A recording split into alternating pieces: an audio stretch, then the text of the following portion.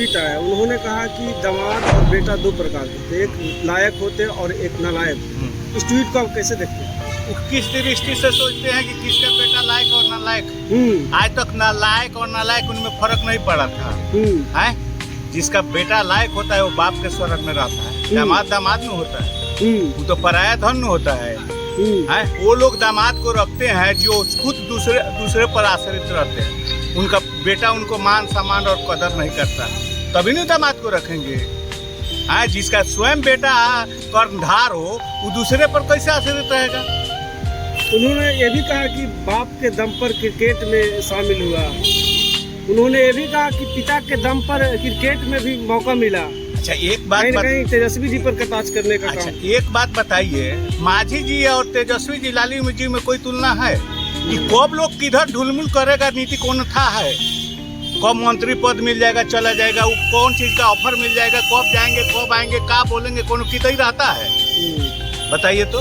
है कभी कितना स्टैंड पर कभी रहे हैं कोई तरह का स्टैंड पर? बताइए इनको मांझी जी को।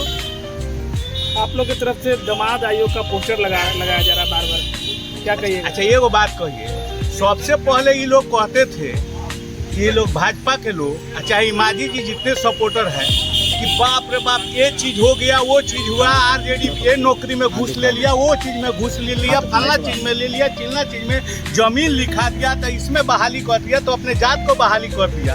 तो ये आज तक ले दामाद वाला आयोग तो नहीं चला था कि अपने पुत्र के साथ एमएलसी विधायक को अपने मंत्री पद ले ले, वहीं जाकर मंत्री बन गया, साथ साथ अगर वो भी अगर नहीं पूर्ति हुआ है तो दामाद को भर्ती शुरू कर दिया है।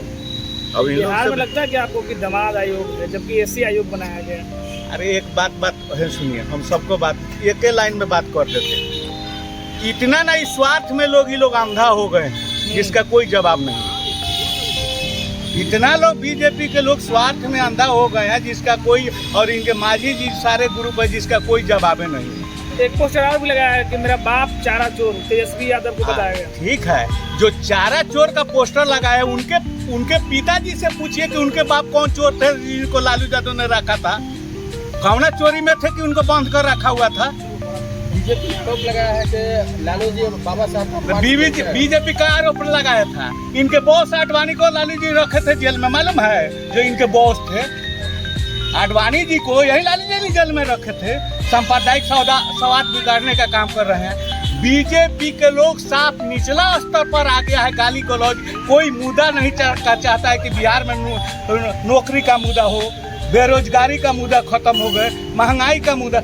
उसके अलावा सबसे पहले ये लोग सुनिए, ये लोग के आने से जो जितना गाली देगा लालू जी को उतना ही अपने का आपको बड़ा लीडर समझता है कि चर्चा में आने के लिए ये लोग गाली गलौज बात विचार करता है, दूसरा कुछ इन लोग के पास कोई विजन नहीं है। बाबा साहब भीमराव अम्बेडकर को अपमानित किए हैं, वो कह रहा है अपमान के, बगल में बैठा है, बगल में बैठा है, साफा सामान दिया कि आप हमसे ऊंचे हैं तब न बैठा है। ये लोग कहे ना बाबा साहब के गर्दन में कोई ताबीज लेकर घूम रहा है मोदी जी की बाबा साहब का ताबीज लगाया है, बताए तो ताबीज लगाकर हर एक भाजपा वाले घूमे तो नहीं घूमेगा, आरएसएस का एजेंडा है। अभी क्या बोले हैं, अभी अशोक जी का एक बोले का इनके मंत्री जदयू के कि मेरा आरएसएस के कोटे से हमारे बने हैं, तो आरएसएस का भी कोटा हो रहा है भाजपा में, बात समझिए। तो आप एक और बात बतवाते हैं आरएसएस की कोटा होता है, तो देश में कौन आरएसएस का कोटा हो गया भाई? इधर देखिए सर, इधर देखिए, आप लोगों से यही आग्रह है कि ये लोग बौखला गया है, तरह तरह का बात बता रहा है, अंत में ये लोग गाली गलौज तेल बेल आरक्षण की बात खत्म कर देगा, विषय से विषांतरण ले जाएगा लोगों को ताकि डाइवर्ट हो जाए यह मुद्दा। इससे जानता हम कि ठगने वाली नहीं है। दिल्ली का चुनाव नहीं है, सुनिए, दिल्ली का चुनाव नहीं है, बिहार का चुनाव है। मोदी के हाला पर चुनाव नहीं होने वाला है। इसमें रोजगार, महंगाई, आरक्षण, सब चीज के जुआ को सब चीज पर चुनाव होने वाला है। सर 2025 का चुनाव काफी नजदीक आ गया है, जनता से क्या कुछ कहिएगा? क्या जानता तो अपने आप त्रस्त है इस सरकार से। अब बताइए ना, मुख्यमंत्री को कभी गुलदस्ता मूड़ी पर रख दे रहे हैं, कभी ताली बजा रहे हैं, कभी औरत जी खुद भाजपा, आप जान जाइए, जिस व्यक्ति को अपना विवेक नहीं है उसको आगे रख कर ये अपना काम कर रही है। और सारा ढकेल कर रही है कि आप रहिए। तो जिसका दिमाग सही नहीं है उसको मुख्यमंत्री बनाकर चुनाव लड़ना चाहती है, तो शिंदे का हाल करेगी, कहेगी कि नहीं अब तुम जीत गए, हटिए जल्दी, आपका दिमाग ठीक नहीं है। यही इसका सोच है। यहाँ महाराष्ट्र वाला हाल होगा, महाराष्ट्र वाला हाल होगा। आजाद जी से थोड़ा ले लीजिए। आजाद ललन प्रसाद मोतिहारी से और बिहार राष्ट्रीय जनता दल में है। आप जो ये सवाल पूछ रहे थे जो दामाद का मामला है, तो जो दामाद आयोग का बात आता है, राजनीति का एक कैरियर होता है, दल कोई भी हो जो राजनीति के तौर पर कोई काम करता है, संघर्ष करता है, जिसकी सामाजिक कुछ समय होता है सामाजिक कार्यों का, उसको किसी न किसी सत्ता में पद पर बैठाना चाहिए, अवसर देना चाहिए, कार्यकर्ता नेता को देना चाहिए। लेकिन जो लोग एनडीए घटक दल के जो लोग हैं, जो वंशवाद की चर्चा करते थे, जो लालू प्रसाद यादव प्रत्यक्ष रूप से वंशवाद को बढ़ावा देने के लिए आरोप लगाते थे, वो लोग बतावें कि क्या है।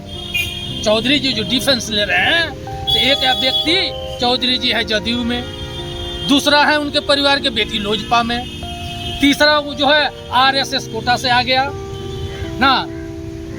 जो ये चीज है यही ना बात है। ये तो चौधरी जी जो अशोक चौधरी जी हैं, उनके कहने से साबित हो गया कि एनडीए जो है वो आरएसएस के प्रॉक्सी से बैकग्राउंड में आरएसएस है, आरएसएस का एजेंडा इस देश में लागू करना चाहते हैं, बिहार में लागू करना चाहते हैं। तो आज जो सवाल है बिहार में जो आगामी, तो जनता लालू प्रसाद यादव जी को, राष्ट्रीय जनता दल को एक बार ही हराना काफी था।